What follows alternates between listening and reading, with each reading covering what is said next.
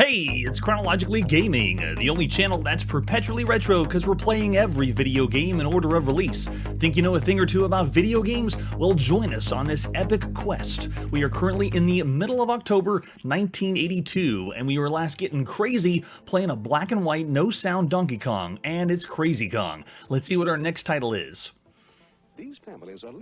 We're next going to play Saga number 3, Secret Mission, or Scott Adams Graphic Adventure number 3, Secret Mission. And this one is on the Atari home computer. Let's check it out. Starting with the box. Secret Mission. That may not sound familiar, but it actually is Mission Impossible, and this box could be in both flavors. The one we see right here, they just slapped Secret Mission sticker over Mission Impossible for legal reasons, obviously. This marks our 371st game we've played on the Atari series of computers. That's a lot of games for this system. And if you see from the front of the box, it is a murder, or we're supposed to be doing something as a secret agent, because it's essentially Mission Impossible. And we've already seen this game. At least this title has been around since we've seen it on the TRS-80 since May of 1979. And we played this game on 5 other home computers already. And this version, which is the graphic adventure version, we've already played on the Apple II in June of 1982. So this is the Atari version of the game. We're just flying through every single game here. Flip it over the back, and it's the advertisement that Adventure International wants you to go on adventures on your computer. And this is just another one of the remakes, and we've already seen every remake on the Scott Adams Graphic Adventure series, but only on the Apple II. So that just means we're going to see this on lots of other home computers. There we go, the 5 1/4 floppy disk. We're going to pop into play Mission Impossible. Oh, there it is. See, Mission Impossible. So it could have been named both, but this is right around where the legal issues came in. We're like, oh, we can't call it Mission Impossible. Quick, change the name to Secret Mission. And there's an example of the screenshot. Let's pop it and play Saga number 3, Secret Mission. This is October 15th, 1982. Thanks, Scott Adams. Let's see what it's like on the Atari home computer. Yes, it might self-destruct, Manly. You can hear the timer going off in the background. All right, here we go. So this we've seen already on the Atari home computers. It's just going to ask us to center the screen, and we have. And now this is a 2-disc or a flipped the disc part. So we're just going to flip it over, and it would not be this easy in 1982. So we're using the magic of emulation so that we can quickly take the disc out and flip it over. Now, what you see here is another interesting thing about the Atari home computer. This is asking us to adjust the television based on the colors. If you notice the flickering that's here, you probably had flickering even in 1982. The reason why we're keeping the flickering is because this is an issue with the GTIA. It's the graphics chip of the Atari home computer. So whenever you're playing this, you're supposed to be adjusting the television set. Remember how you could adjust all the contrast knobs and color knobs? That's where you'd be doing this to make this work. I've even turned off all filters, but this game is going to be a wild ride with a little flickery here and there. So we've already adjusted our screen. Oh gosh, even more. It's the graphics package by Adventure Graphics, or Kim McNair is the one that did the graphics for this one. We want to restore a previously saved game? No. No, we do not. There it is. The graphics adventure games by Scott Adams always begin the same way. I'll be your puppet in this Scott Adams graphic adventure game. It's 2-word sentences, so it's a 2-word text parser. We have to remember to use words like go door and north or south and keep it simple. And at this point in 1982, we played more complex graphic adventure games, Zork being one of the best. I've worked over a year on this program. Please don't copy or accept a pirated copy. Everyone remember that. If you don't remember that, please see the episode where Scott Adams actually got in the computer and told us that. Oh, that's true, Marshall. It depends on what region you're in, too, with the graphics chip. All right, so a minute ago, someone ran out of this room. By the way, I seem to be carrying something. Someone came in the room, he saw me, and ran out. What should I do? So we can see what looks like a cassette tape. It's very stretched on the top of the screen. But let's go ahead and start the recorder and see what happens. So this one does, where it has the text version whenever I start typing, but whenever we want to see the screen or graphics, we just hit enter. And we've seen a few games that do this. So we call these graphic adventure games. They're essentially text adventure games that have a picture or graphic. And this one is the 83rd graphic adventure game we played here on the show. There's a lot out there. All right, ready? Start recorder. Yes, your mission. should you choose to accept, is to prevent the automated nuclear reactor from being destroyed by a saboteur's time bomb. The saboteur, who also rewired the security system with a heart patient, he plans to suicide with the reactor. He's still loose in the building. You'll find security keys and a map of the manila envelope lying next to the tape player. Someone came in the room, he saw me and ran out. What shall I do? So this game is a slight departure from most Scott Adams adventure games. The usual of them are compared to Adventure, the original Adventure, or Colossal Cave. You know, you go find some things, get a treasure, and then come back to a place. This one's kind of like that, but has a little twist on it. Like I said, we've seen this since 1979, so the formula is pretty similar to most other adventure games. But this one has the graphics, so the only thing this one really has going for it is how good the graphics are. Yes, we do need some more Afro from Scott Adams. All right, so what we're going to do next, let's take the recorder.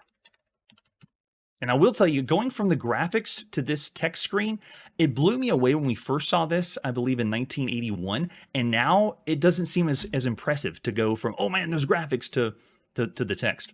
Someone came out of the room and he saw me and he ran out. Okay, let's go ahead and head west. And all I got to do is do cardinal directions, W to go west. And it's going to move into the next screen. We don't get the draw in. The really cool, I really enjoy whenever the screen draws itself.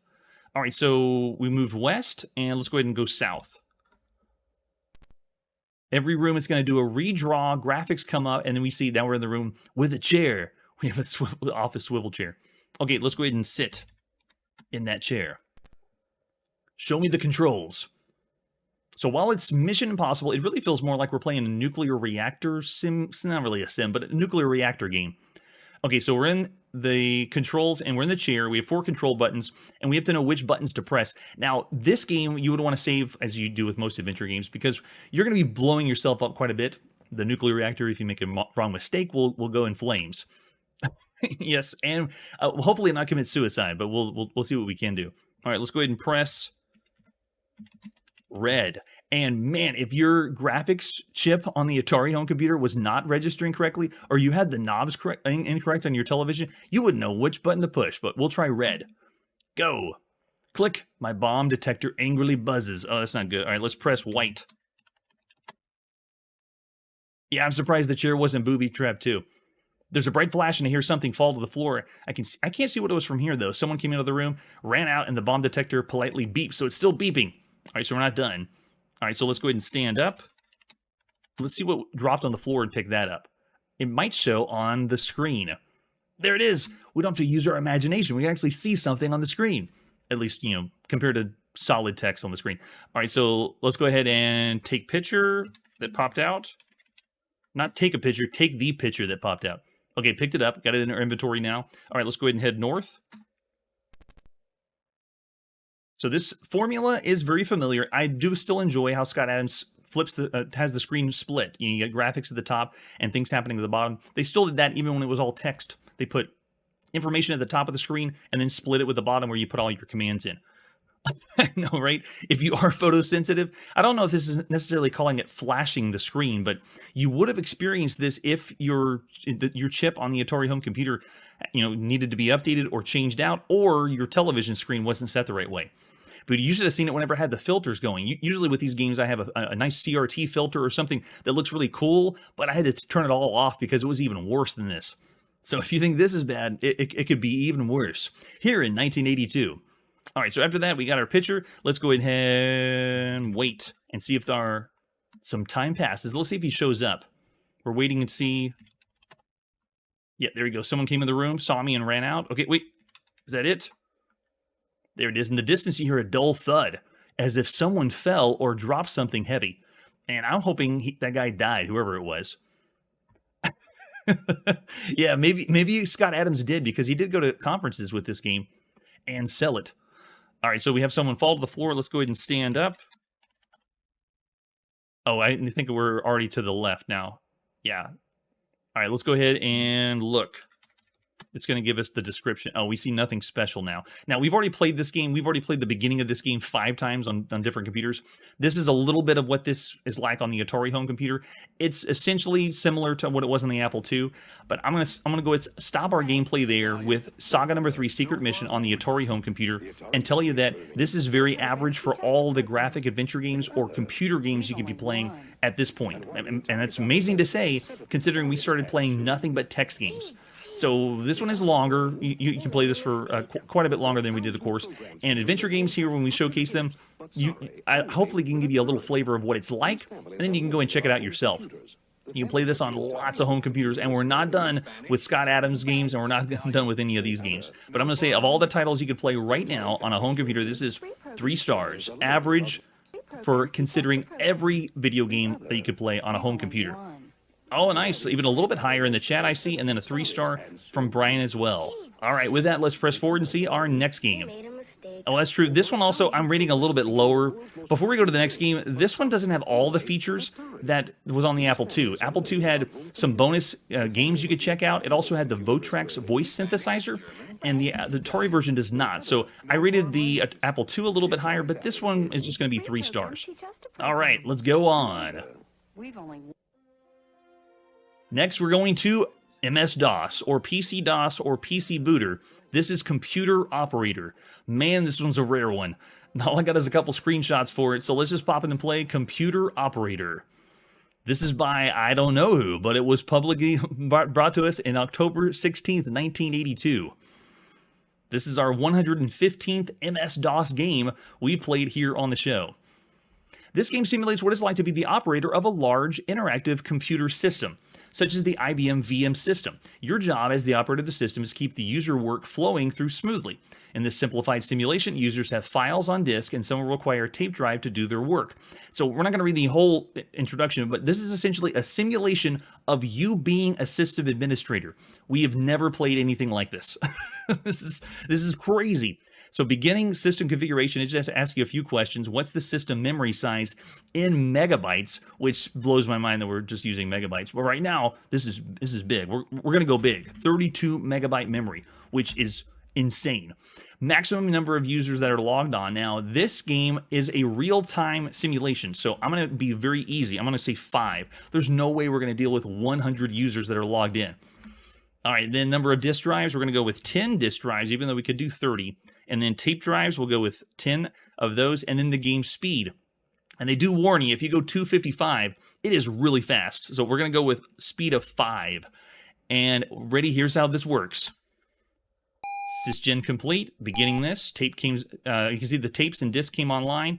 User 1's logging on. User 1's asking us a question, asking to attach the tape to user 2. User 2's logging on. And so what I'm going to do is go up to the command list, because you essentially just have to type question mark. And here's the list of commands you can do. Attaching disks to users or tapes, looking at displays, fixing addresses, forcing users to get off a system, messaging users. You can query tapes and disks, just determining their status, or shut the whole system down if you want to.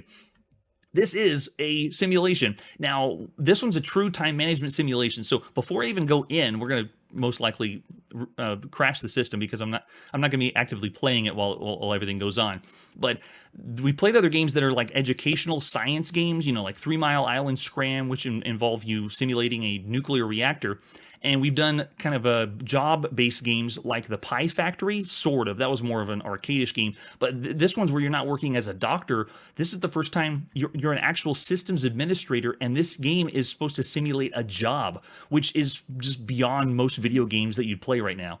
All right, so we're supposed to attach tapes to user 3. I'm not paying attention very well. All right, let's go ahead and query what we got for tapes. What's the names of the tapes?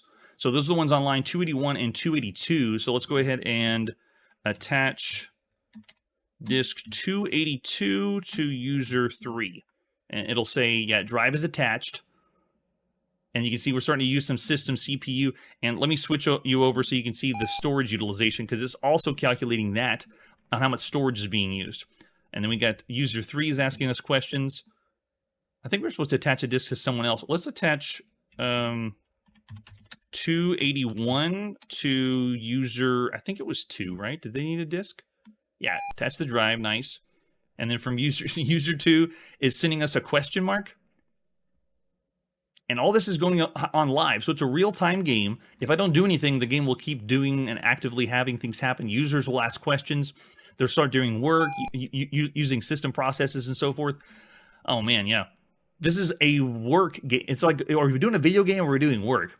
But at this day and age, you never know, because sometimes video games are work. I'm looking at you, Power Wash Simulator. And this is 1982. No one plays games like this. All right, so let's go ahead and message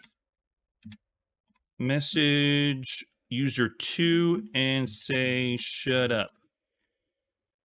And the user 2 says, okay, yeah, I told him, shut up, stop bothering us. We got a lot of work to do. But this is how the game works. It's nothing but sending commands to the system, to users, and you're supposed to maintain the system. You can see them doing different jobs and working, and you can change the speed too. It's a fascinating concept, but the way that it's delivered and how well it plays, I mean, there's other job simulators we've played that are better than it. Like think of Lemonade Stand, a classic example of running a business, those kinds of things.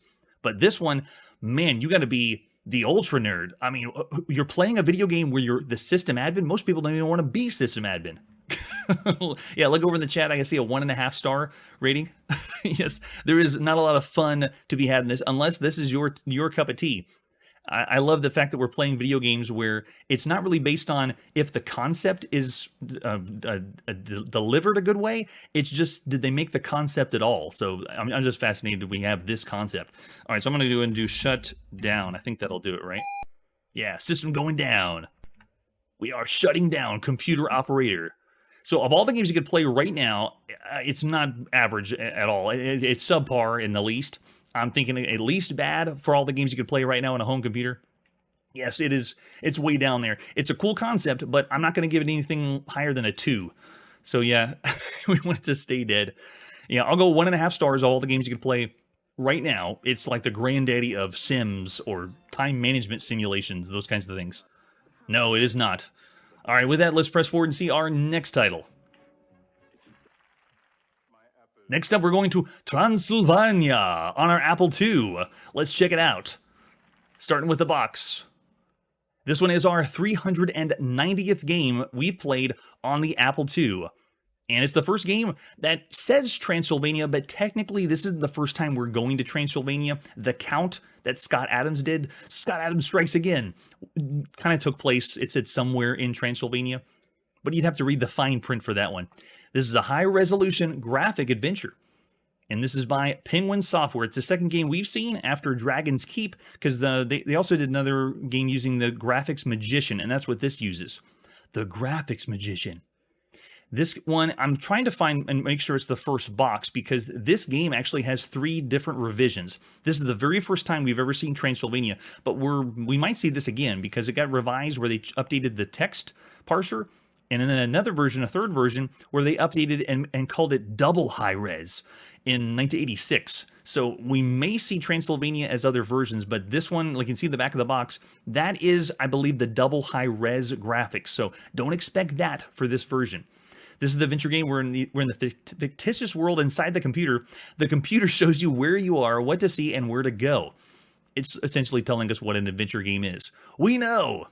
This was written by Antonio Antioquia, the first time we've seen him program anything. And all graphics were done by the Graphics Magician. And hey, down there in the bottom left is Pie Man, which is the other game we've seen by Penguin Software. Awesome. Yeah, so I'm showing different flavors of the box because I don't know if we're going to see both. Can you tell if it's high-res or double high-res in those screenshots? I can't.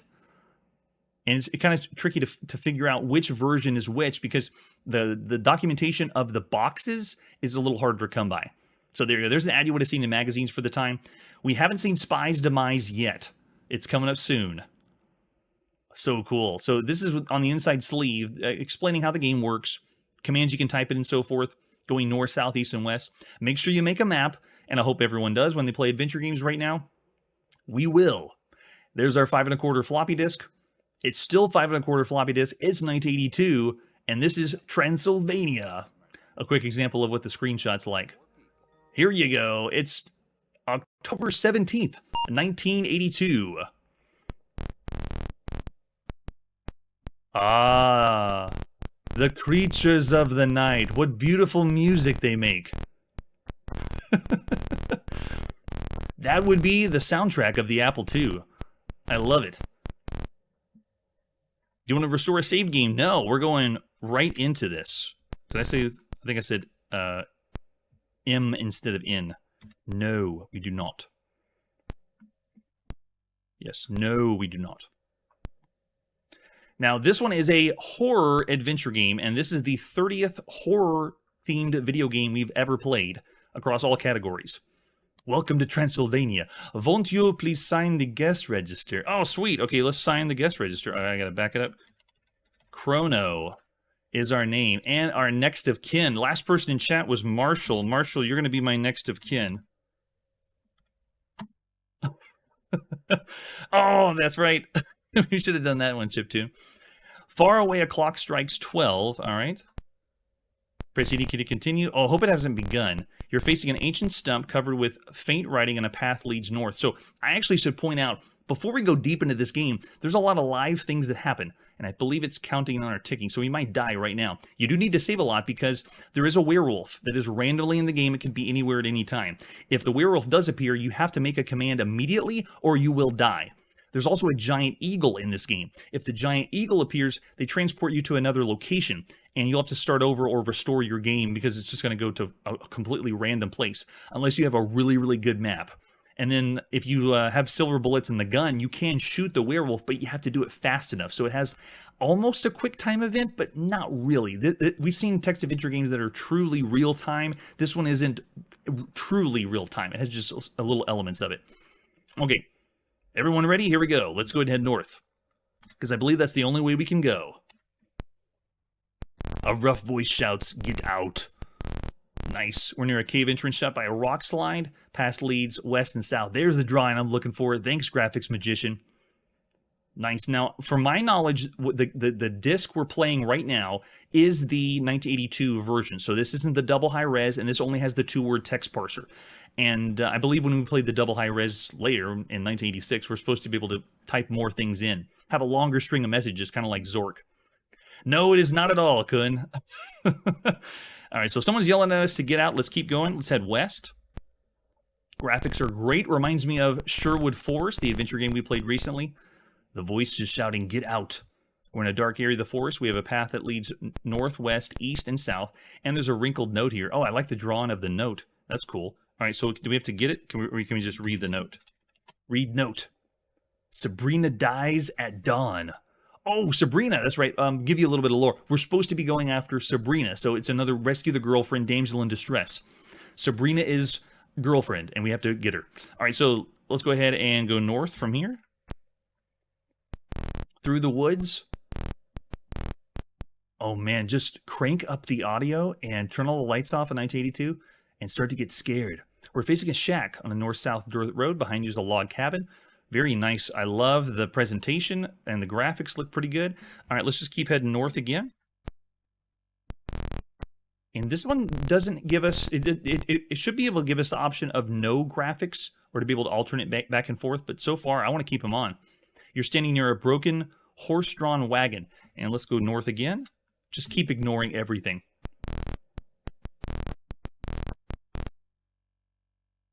That's a good point, Marshall. You're in the cemetery, paths go northwest and south. There's a wooden cross and a gravestone. All right, I'm going to just keep ignoring all this. Who's Pax, by the way? Maybe we'll find that guy later. Let's keep going north. I feel like we'll need that cross, though. We're in a dismal area of the forest. Yeah, look at that. Actually, I'm going to go back south. Let's get that cross. I think it's going to need it. Oh, there's an owl in a forbidding part of the forest. Wait a second.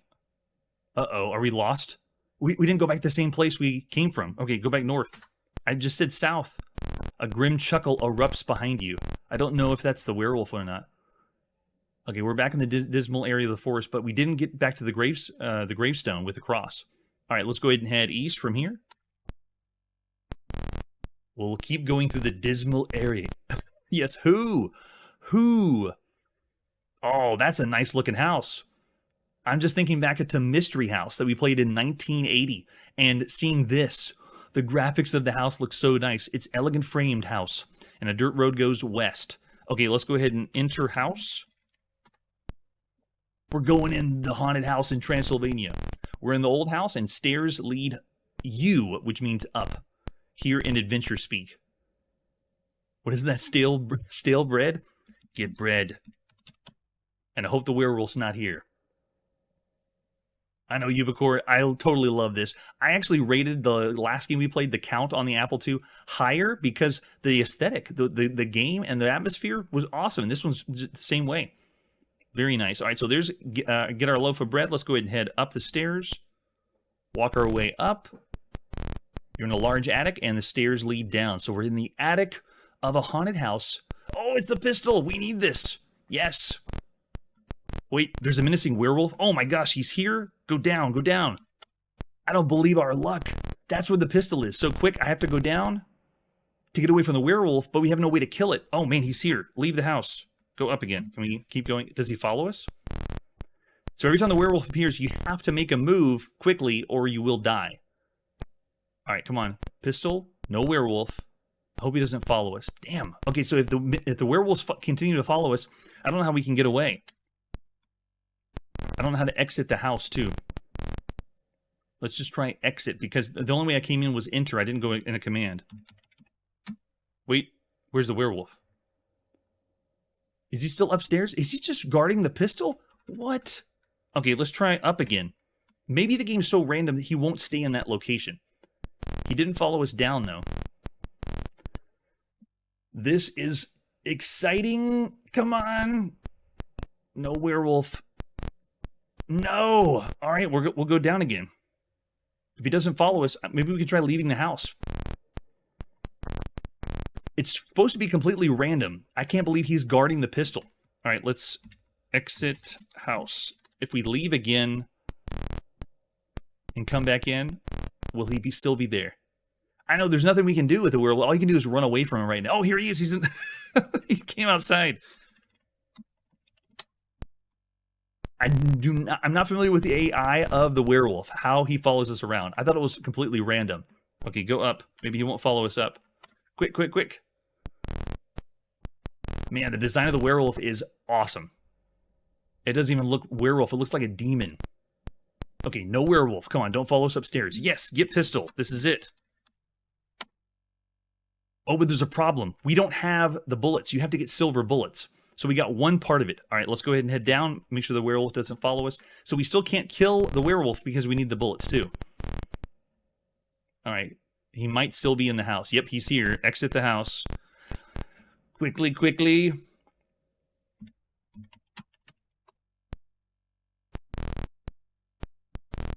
I can't believe the luck. The randomness blows my mind. All right, after we leave the house, let's head north. Hopefully he doesn't follow us around. We got to be quick. No! You can't go in the direction. Oh, we couldn't go north. And the werewolf ate us for dinner. Does that mean, yeah, restart the game? So if you didn't save, if you were playing the game, you didn't save, it all would be over after this.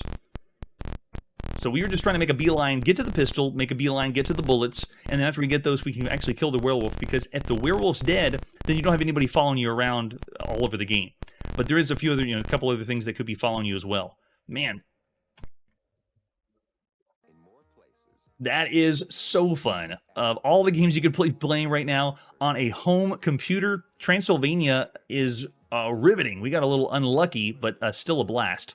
Of all the horror adventure games you can play right now, there's Voodoo Castle that's out there, The Haunted Palace on the Atari home computer and the Apple II, The House of Usher on the Atari home computer, The Institute, which is a really good one too, on the TRS-80, Lucifer's Realm on the TRS-80 and the Atari home computer, and of course The Count that we already mentioned, Crystal Caverns also on the Apple II, and Haunted House on the Atari home computer. And this one actually reminds me a little bit of Race for Midnight, but that one's where you are the werewolf. And so this is on a different level. This is very well done graphics-wise, story-wise, and the elements of having some randomness in here is a blast. Yeah, so I'm looking over the chat, lots of different ratings. I see L. Curtis B saying 4 to 4.5 stars, and then 4 to 4.5, and then 3.5 from Kun. So I'm going to say, of all the games you could play right now on a home computer, this one is excellent. It's up there with The Count. And this was just a little bit of a taste of the game. The longer you were to play this, it works great. And this one's going to be updated a few more times. So you know what? I'm going to say for this first version right now, I'll say 3.5 stars. Because this one's going to get an updated text parser later and an updated graphics engine later too. So for this first version, it's still above average for all the titles you could be playing on all home computers. That's fun. Transylvania, I want to keep going. That's another mark of a great video game or a fun video game. Now it's time to put the video game playing on pause. We just got killed by a werewolf. I guess there's no more gaming now. Next time on Chronologically Gaming, we are going to see one of the most iconic video game characters ever. And we're going to play, well, we're going to see the most controversial video game on the Atari home console. That's it for today, and like I always say, go door. Hey everybody, thanks for checking out the channel and joining me on my quest to play every single video game in order of release. We'll be streaming live every weekday at 9 p.m. Central, so join us and let us know if we missed any games along the way. This video would not be possible without Launchbox, RetroArch, and MAME. Tell all your friends there's some crazy guy named Chronologically Gaming trying to play every single video game.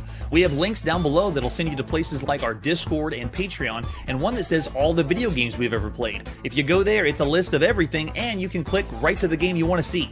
Chronologically Gaming is the name to look for. We are perpetually retro, and we will catch you next time.